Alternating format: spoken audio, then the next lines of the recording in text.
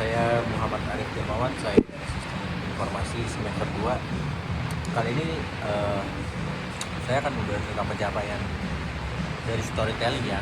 Ini mau cerita tentang storytelling, gimana pencapaian bisa gue dapat atau saya dapat dari selama hidup.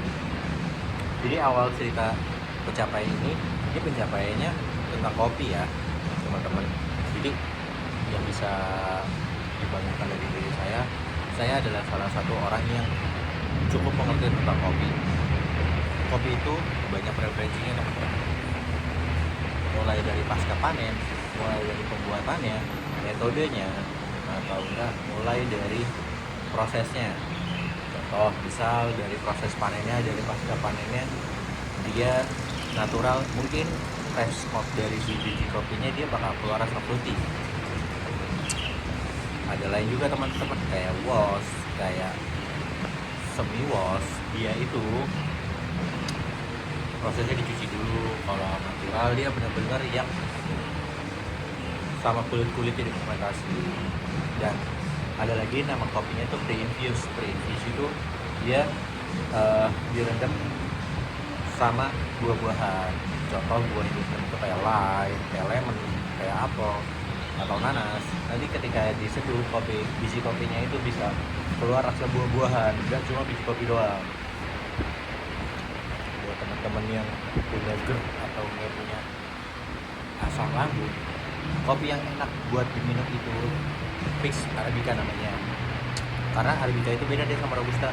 Kalau Robusta dia itu punya kadar kafein yang lebih tinggi satu, dan kalau Arabica dia punya kadar kafein yang cukup rendah, jadi aman buat lambung, aman buat nyawa yang lainnya. Jadi di antara dua biji kopi ini dia beda nih, Arabica dan Robusta.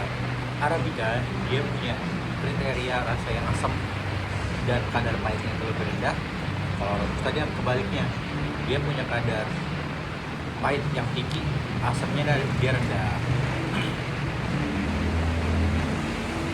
Dari biji kopi, kalau dijadikan pengen jadi kayak kopi-kopi di umumnya, contohnya kayak kopi susu gula aren atau kopi susu vanilla, kopi susu latte, itu dia biasanya pakai espresso.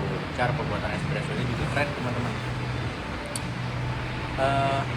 Proses pembuatan espressonya juga harus dikalibrasi dulu antara detik, gramasi, sama time-nya. Ini semua harus diperhatiin. Kadang kalau misalkan waktu terlalu cepat dia jadinya under extract, cuma waktu yang terlalu lama dia jadi over extract. Jadi harus kita cari itu yang idealnya.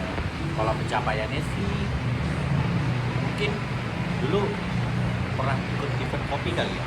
Dulu tahun 2024 sampai 2025 awal saya pribadi senang ikut kompetisi kopi, dan alhamdulillahnya saya pernah juara 1 di daerah Bogor, dan saya pernah juara 2 di daerah Depok.